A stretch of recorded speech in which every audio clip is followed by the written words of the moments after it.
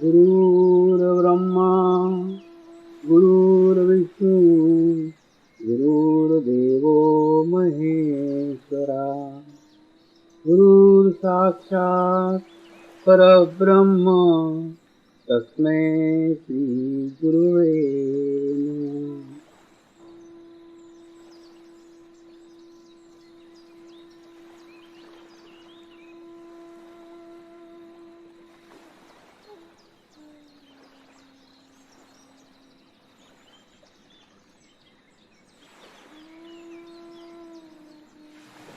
मेरे साथ ध्यान की शुरुआत करेंगे।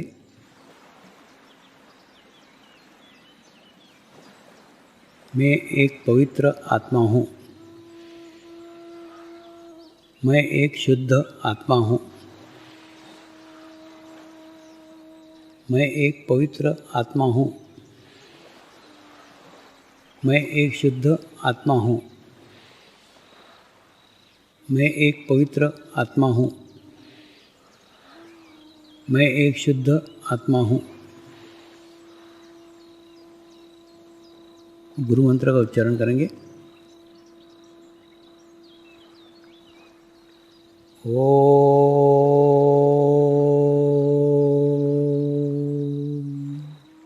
श्री शिवकृपानंद स्वामी नमो नमः। ओम श्री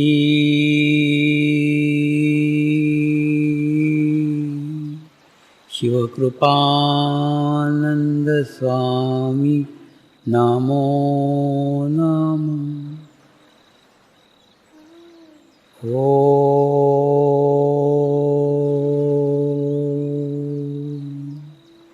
श्री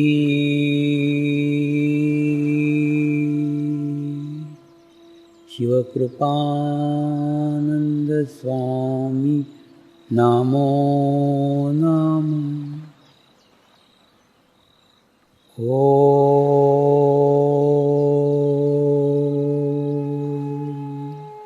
श्री शिवकृपानंद स्वामी नमो नमः।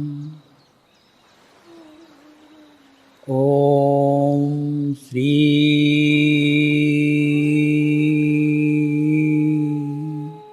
शिवकृपानंद स्वामी नमो नमः। ओम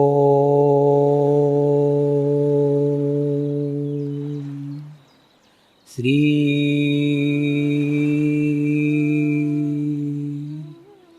शिवकृपानंद स्वामी नमो नमः। ओम श्री शिवकृपानंद स्वामी नमो नमः। ओम श्री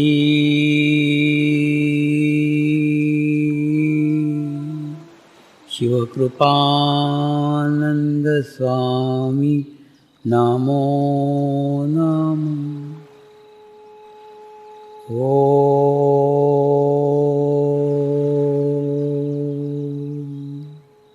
श्री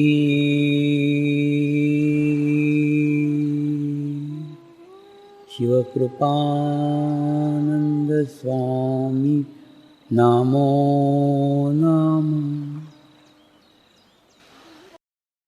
जब हमारे देश ने योग के प्रचार प्रसार की बात की है तो समग्र ज्ञान, समग्र योग भी विश्व तक पहुँचे, ये हमारे प्रयास होना चाहिए, ये हमारे प्रयत्न होना चाहिए। दूसरा, एक बार एक पुलिस का शिविर लिया तो शिविर में एक पुलिस ने मुझे कहा, स्वामी जी ये हमारे जो ऑफिसर है ना, ये ऑफिसर अगर आधा घंटा मेरे को रोज़ छुट्टी दिया करे तो मैं नियमित ध्यान करूँगा, नियमित मेडिटेशन करूँगा। मैंने उस पुलिस को उत्तर दिया, तुम रोज़ सवेरे ड्यूटी पे नहा करके आते हो ना? कहाँ? बोले मैं नहा करके आता हूँ।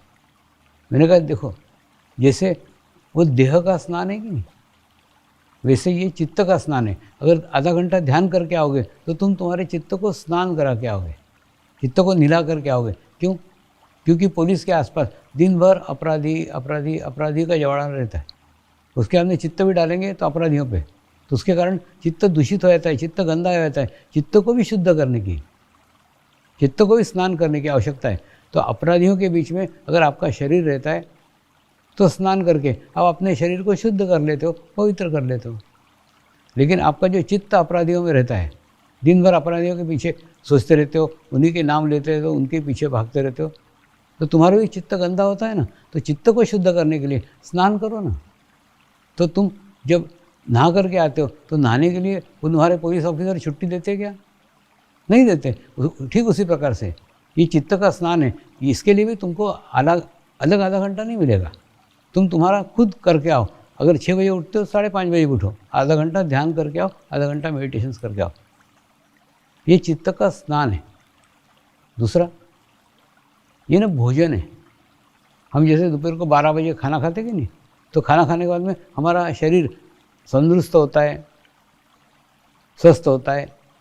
तो भोजन की जितनी आवश्यकता है ना शरीर को, ठीक उसी प्रकार से ध्यान योग आत्मा का भोजन है। और जैसे ही आप ध्यान साधना करते हैं वैसे वैसे आपके भी आत्मा को भोजन मिलता है, आपके आत्मा को शक्ति मिलती है, आपकी आत्मा सशक्त होती है। तो नियमित जिस प्रकार से भोजन करते हो ना, ठीक उसी प्रकार से ध्यान साधना भी नियमित करो, और नियमित करने से आपकी धीरे धीरे प्रगति होगी। इस मार्ग में 2 विशेषताएं हैं। एक तो नियमित ध्यान साधना। नियमित ध्यान साधना यानी रोज़ करना ही चाहिए। कभी सुबह अगर करना रह गया तो शाम को कर लो, लेकिन रोज़ ध्यान आधा घंटा होना ही चाहिए। एक। दूसरा, सामूहिकता में ध्यान करना चाहिए, कलेक्टिविटी में ध्यान करना चाहिए। अभी जो कोरोना काल चल रहा है इसमें सामूहिकता संभव नहीं है, कलेक्टिविटी संभव नहीं है, लेकिन हम मीडिया के माध्यम से, हम सामूहिकता के माध्यम से, ऑनलाइन शिविर के माध्यम से लाखों लोग एकत्र होकर ध्यान कर सकते हैं। अब देखिए ना, ये जो शिविर है ना, ये शिविर में लाखों लोग शामिल हुए हैं, जो अलग अलग जाति के, अलग अलग धर्म के, अलग अलग देश के, सब लोग अपनी अच्छाइयाँ लेकर के आए हुए हैं।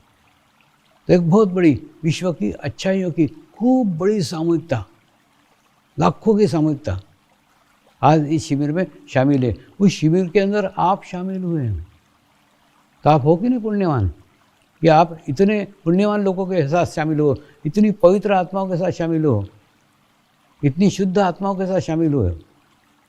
और दूसरा, 1 लाख दिन ध्यान करना और 1 लाख लोगों के साथ एक दिन ध्यान करना, दोनों समान होता, दोनों एक जैसा होता है। तो आज हम जो ध्यान करेंगे उस ध्यान में हम अकेले नहीं हैं, हमारे साथ लाखों लोग हैं। और दूसरा, लाखों लोग विश्व स्तर के, विश्व के अलग अलग भागों से, विश्व के अलग अलग देशों से, इन सब मिल करके हम ध्यान करने वाले हैं। दूसरा, ध्यान करने के पहले कुछ सूचनाएं देना आवश्यक समझता हूँ। देखिए, जैसे ही ध्यान करने बैठोगे ना, तो सर्वप्रथम आपका शरीर ही आपका विरोध करेगा। देखो, अपने को बोलते हैं ना, हम भक्त प्रहलाद या भक्त ध्रुव की कहानी देखते हैं या पढ़ते हैं, तो उसमें देखते हैं ना, ऐसे राक्षस आते हैं, ऐसे विघ्न आते हैं, तूफान आता है, आंधी आता है। ये केवल सांकेतिक है। एक्चुअली तूफान तो हमारे अंदर से आता है। आप जैसे ध्यान करने बैठते हो ना, आपके शरीर का खूब विरोध होगा। क्या कारण है? क्योंकि शरीर को आधा घंटा स्थिर बैठने की आदत ही नहीं है। तो आपको आधा घंटा स्थिर बैठने जाओगे तो क्या होगा? कभी गैसेस पास होंगे, कभी खुजाल छूटेगी, और खुजाल भी ऐसी जगह छूटेगी जहाँ आज तक कभी भी नहीं छूटी। क्या कारण है? शरीर की नकारात्मक शक्ति वहाँ से फूट रही है, वहाँ से बाहर निकल रही है, तो आपको खुजली छूट रही है। उसके बाद में उबासी आएगी, खांसी आएगी, खूब प्रकार। ये सारे शरीर की बदमाशियों के धंधे हैं। ये सब धंधे शरीर करेगा और करके आपको उस ध्यान में से बाहर निकालने का पूरा पूरा प्रयास करेगा। लेकिन यहाँ पे ना संकल्प शक्ति आपकी दृढ़ होना चाहिए, संकल्प शक्ति एकदम अच्छी होना चाहिए, तो ही आप 30 मिनट बैठ सकते हो। अगर आप योगासन करते हो तो ये योगासन यहाँ पे आपको सहायक हो सकता है। क्यों? क्योंकि ऐसे हाथ करो तो ऐसे हाथ, माने आपने हाथों के ऊपर, पैरों के ऊपर, शरीर के ऊपर योगासन करते करते करते नियंत्रण पा लिया है। और नियंत्रण पाने के कारण आप आपके शरीर पे आसानी से कंट्रोल कर सकते हो। तो एक सामान्य मनुष्य को अपने शरीर पे नियंत्रण करने के लिए खूब प्रयास करना पड़ते हैं, खूब प्रयत्न करना पड़ते हैं। लेकिन एक योगासन करने वाला व्यक्ति है, वो व्यक्ति अपने शरीर पे आसानी से नियंत्रण कर सकता है। इसी कारण योगासन ध्यान साधना में सहायक है, लेकिन योगासन योग नहीं है, बस इतना ध्यान रखो।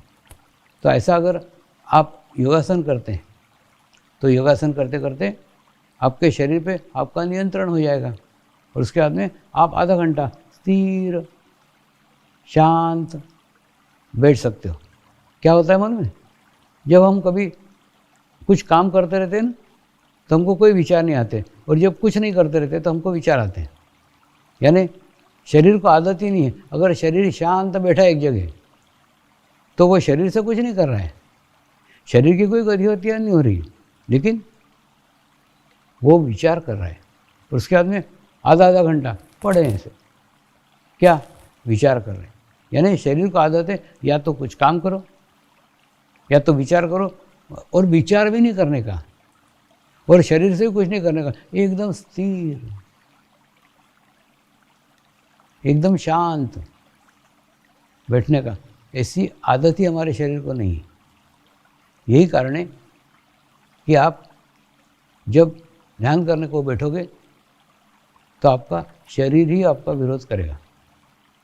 उसके बाद में शरीर का विरोध जैसे तैसे आपने सहन भी कर लिया, कुछ दिन सहन कर लिया, उसके बाद में आपका मन आपको तकलीफ देना चालू कर देगा, मन परेशानियाँ करना चालू कर देगा। मन परेशानी करेगा इन्हें, आपके जीवन में जितनी भी घटनाएं घटी है, जितनी बुरी बुरी घटनाएं घटी है, जो बुरी घटनाएं, बुरे व्यक्ति आपके चित्त में भरे हुए हैं, जीवन भर के वो सब कचरा आपके सामने धीरे धीरे धीरे धीरे आना चालू हो जाएगा। इतने विचार आएंगे, इतने विचार आएंगे कि आप पूछो मत। तो वो विचार आने के बाद में फिर अपने को लगेगा, अरे मैं बैठा तो हूँ आधा घंटा से, मैं बैठी तो हूँ आधा घंटे से, लेकिन मेरा ध्यान नहीं लग रहा है, कितने सारे विचार आ रहे हैं। और यहाँ साधक क्या करते हैं मालूम, विचारों को भी रोकने का कोशिश करते हैं। और विचारों को रोकने का कोशिश करते तो क्या होता है, एक प्रकार का तनाव, एक प्रकार का टेंशन चेहरे के ऊपर निर्माण हो जाता है। इसलिए एक बार एक न्यूजीलैंड के साधक ने मुझे पूछा था कि स्वामी, जो लोग ध्यान करते हैं उनका चेहरा ऐसे खिंची हुई प्लास्टिक की थैली जैसा क्यों हो जाता है। मैंने कहा नहीं, प्लास्टिक की थैली जैसा नहीं होता, थैली जैसा उसका होता है जो ध्यान करने का प्रयास करता है, प्रयत्न करता है। देखिए जैसे हम देखते कि नहीं, दो पहलवान है, बॉक्सर हैं, दोनों एक दूसरे को फाइटिंग कर रहे हैं, दोनों एक दूसरे से झगड़ रहे हैं, दिख रहा है कि दो जने लड़ रहे हैं। लेकिन ध्यान में क्या होता है, मैंने अपन अपने साथ ही फाइटिंग करते रहते हैं। विचार आ रहे हैं, विचार रोक रहे हैं, विचार आ रहे हैं, विचार रोक रहे हैं, यानी अपनी कुश्ती अपने ही साथ चलती रहती है। और ये जो अंदर कुश्ती चलती रहती है ना, इसका ही तनाव हमारे चेहरे पे नज़र आता है। लेकिन जो ये कुश्ती नहीं लड़ता, तो शांत चित्त होकर के केवल विचारों का निरीक्षण करते रहता है। अच्छा, एयरपोर्ट का विचार आया क्या, अच्छा ऑफिस का विचार आया क्या, अच्छा दुकान का विचार आया क्या, यानी जो जो विचार आ रहे हैं उन विचारों का केवल निरीक्षण करता है, वो उनको हटाने का कोशिश भी नहीं करता। आपको भी ऐसे ही करने का है। कोई विचार को रोकने की कोशिश नहीं करने का। देखो, रोकने का कोशिश किया तो फिर आप शरीर लेवल पे आ गए। आपको शरीर लेवल पे कुछ करने का ही नहीं है। यहाँ ना आपके अहंकार को सेटिस्फेक्शन हो, ऐसा यहाँ कुछ भी नहीं है। मैंने इतना पैसा देके ध्यान सीखा, इतनी फीस भरी, वो भी अहंकार नहीं है। उसके बाद में मैंने इतने आसन करके ध्यान सीखा, उसका भी नहीं है। मैंने इतने जाप करा, इतना प्राणायाम किया, कुछ नहीं है। यानी मैंने कुछ किया, ये कहने के लिए आपके पास में कुछ नहीं। तो इस ध्यान साधना में ऐसा मैंने किया, ऐसे कहने जैसा कुछ भी नहीं है। इसके अंदर कुछ भी नहीं करने का, सिर्फ शांत होकर बैठ जाने का। देखिए, विचार कितने भी आए, विचारों को आने दो और विचारों को देखो, विचारों को करो मत। देखो, विचार करना और विचार देखने में अंतर है। जब विचार हम करने लग जाते हैं ना, तो करने का असर हमारे ऊपर पड़ता है, फिर हम आधा आधा घंटा पड़े रहते हैं विचार करते हुए। तो हमको विचार करते हुए नहीं पड़े रहने का है, हमको विचार देखते हुए रहने का है। तो क्या होगा, देखेंगे तो क्या होगा, हमारा चित्त, हमारा अटेंशन विचारों पे जाएगा और हम विचार नहीं होंगे। तो जब आपके ऊपर दूसरा हमला, दूसरा अटैक होगा ना, दूसरा अटैक होगा विचारों का, कि आपको अति विचार आएंगे। और होते हैं ना, साधकों के प्रयत्न होते हैं कि आधा घंटा बैठने का कोशिश करते हैं, 10 ही मिनट के बाद में विचार आना चालू हो जाते हैं। तुरंत मन में विचार आता है, अरे इतने विचार आ रहे हैं, अब क्या मेरे से ध्यान होगा, ध्यान में मेरे बस का रोग नहीं। उसके बाद में तीसरी स्थिति आती है, तीसरा हमला बोलो। तीसरा हमला आपके बुद्धि से होता है। आप जो ज़्यादा बुद्धिमान हो ना, तो बुद्धि आपको अक्ल देती है, बुद्धि आपको सलाह देती है, बुद्धि आपको गाइडेंस करती है। अरे बाबा, ध्यान व्यान तेरे बस का नहीं है रे, ध्यान व्यान मत कर, कितना समय बर्बाद कर रहा है। अरे आधा घंटा तूने खराब किया, ध्यान तो लगा ही नहीं, क्यों बर्बाद कर रहा है। आधे घंटे में कितने महत्वपूर्ण काम पड़े हुए हैं, वो महत्वपूर्ण काम करना, ये आधा घंटा क्यों बर्बाद कर रहा है। ऐसे करके बुद्धि आपको सलाह देती है, बुद्धि आपको सजेशन देती है। और उसके बाद में खूब इतने ज़रूरी काम याद दिलाएगी कि आपको लगेगा अरे ये ध्यान छोड़कर वो ध्यान काम कर रहे रहना चाहिए। ऐसे आपको शरीर ने कितना भी विरोध किया तो भी 30 मिनट बैठने का, आपको आपके मन में कितने भी विचार लाए तो भी 30 मिनट बैठने का। उसके बाद में आपको बुद्धि ने कितना भी नकारा तो भी 30 मिनट बैठने का।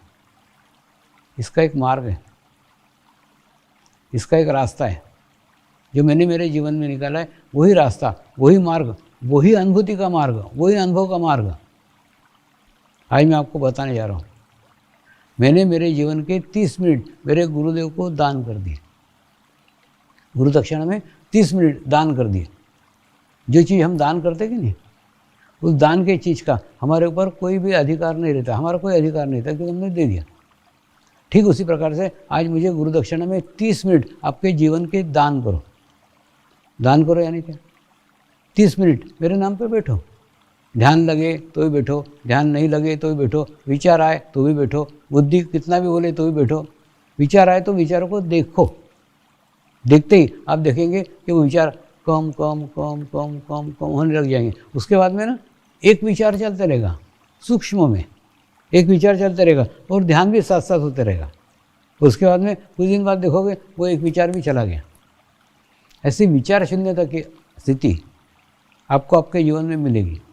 तो आवश्यकता है 30 मिनट रेगुलर बैठने की आवश्यकता है। और दूसरा, ध्यान लगे ये भी अपेक्षा नहीं चाहिए। देखिए, जैसे अपन ध्यान करने के लिए बैठते हैं तो ध्यान लगना ही चाहिए, ये भी तो अपेक्षा है ना। अरे बाबा, ध्यान लगना नहीं लगना ये आपका क्षेत्र नहीं है ना।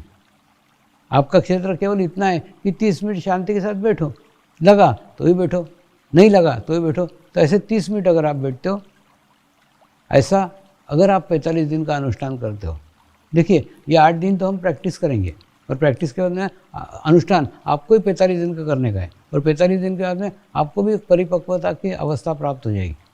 और दूसरा, अपेक्षा रहित होकर के ध्यान करो, वो अत्यंत आवश्यकता है।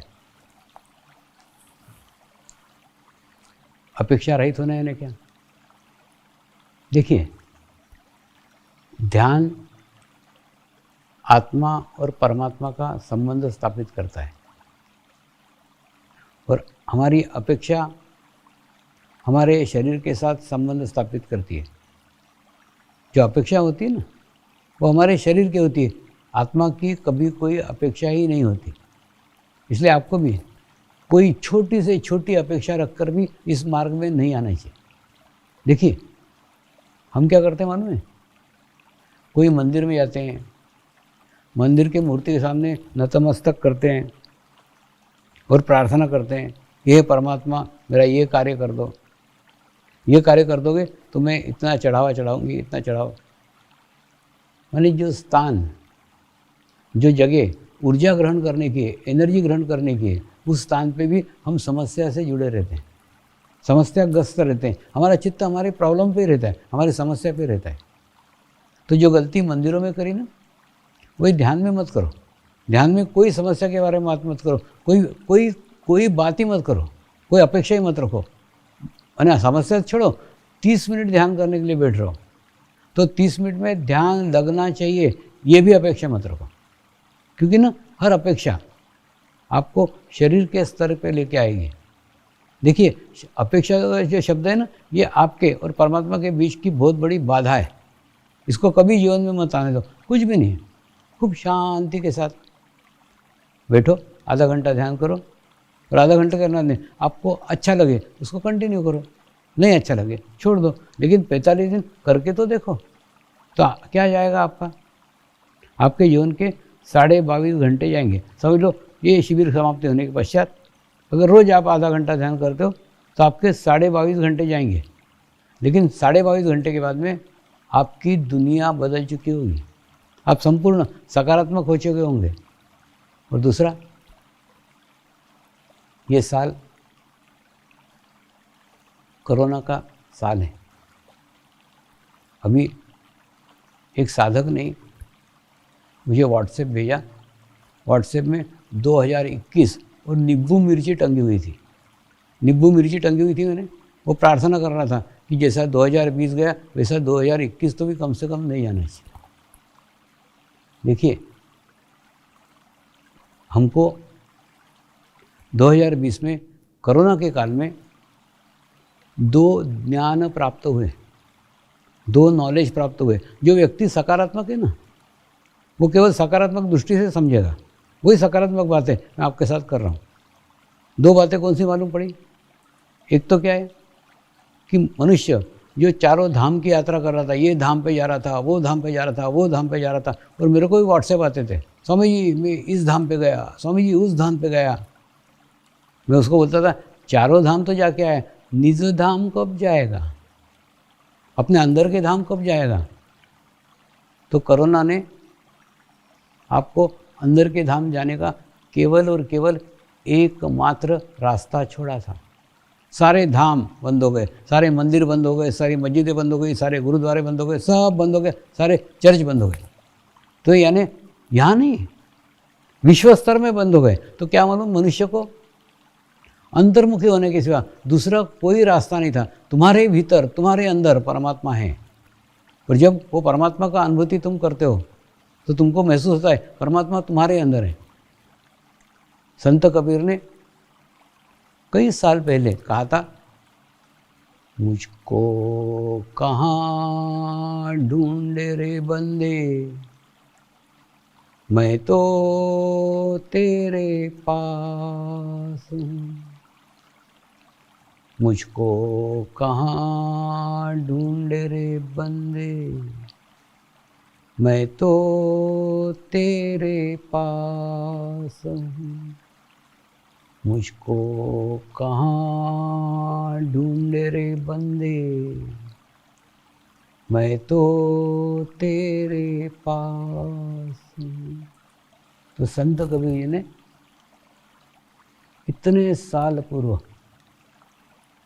हमको मार्गदर्शन किया था कि परमात्मा को कहाँ बाहर खोजता फिर रहा है, कहाँ बाहर ढूंढता फिर रहा है, वो तेरे ही भीतर है, तेरे ही अंदर है। शिरडी के साईं बाबा ने भी कहा था, तीर्थ यात्रा करना है अच्छी बात है, बाहर घूमने जाना अच्छी बात है, लेकिन परमात्मा को खोजने के लिए मत जाओ। परमात्मा बाहर नहीं है, इत्थ है इत्थ। ऐसा कह के उन्होंने इशारा किया था, परमात्मा तुम्हारे भीतर है, परमात्मा तुम्हारे अंदर है। तो हमने संत कबीर का नहीं सुना, शिरडी के साईं बाबा का नहीं सुना, कोरोना ने हमको सिखा दिया। क्योंकि अंदर जाने के सिवा दूसरा कोई मार्ग, दूसरा कोई रास्ता बचा ही नहीं। तो कोरोना काल ने भी ये बहुत बड़ी उपलब्धि दी है कि मनुष्य को जता दिया कि परमात्मा तुम्हारे अंदर है, तुम्हारे भीतर है, और अंदर जाने के सिवा दूसरा रास्ता ही नहीं बचा। और दूसरी उपलब्धि क्या है कोरोना की मालूम है? मेरे जीवन काल में इतनी बड़ी समस्या, विश्व स्तर की समस्या आज तक कभी भी नहीं आई।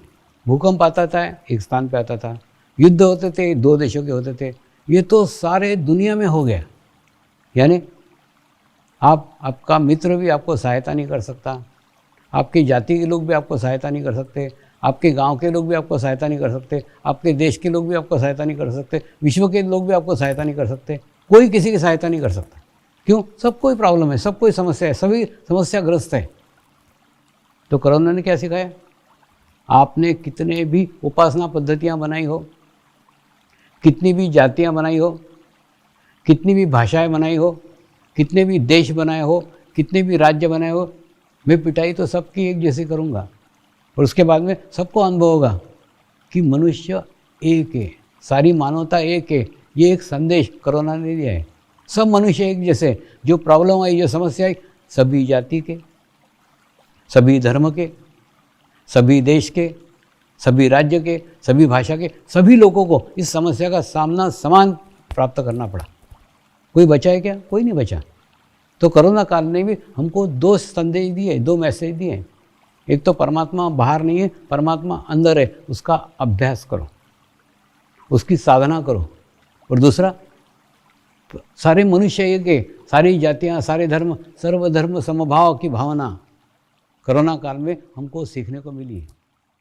अब रही बात 2021 की। हे परमात्मा, हम सभी पवित्र आत्माएं आपको हृदय से प्रार्थना करते हैं कि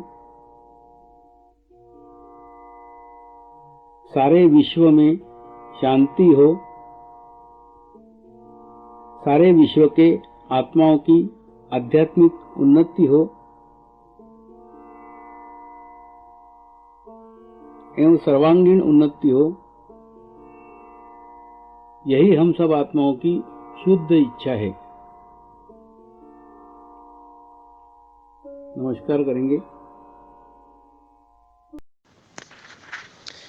हे परमात्मा, हम सभी पवित्र आत्माएं आपको हृदय से प्रार्थना करते हैं कि हमारे सद्गुरु श्री शिव कृपानंद स्वामी जी का स्वास्थ्य सदैव अच्छा रहे, उनकी आयु दीर्घ हो।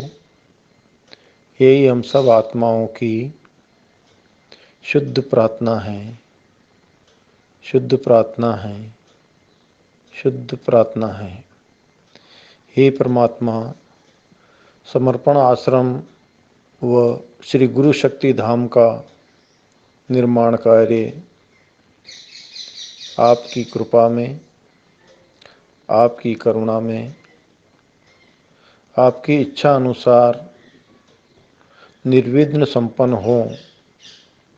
यही हम सब आत्माओं की शुद्ध प्रार्थना है, शुद्ध प्रार्थना है, शुद्ध प्रार्थना है। शांति पाठ करेंगे। ओम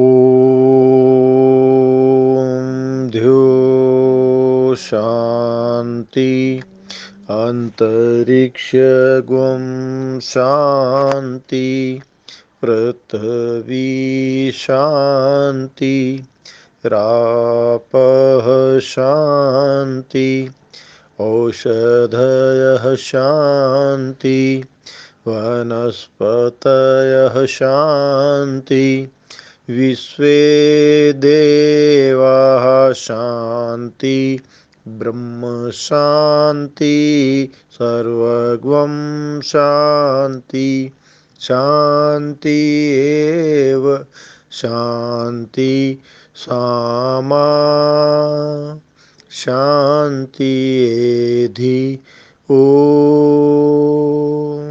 शांति शांति शांति सर्व इष्ट सुशांति भवतु।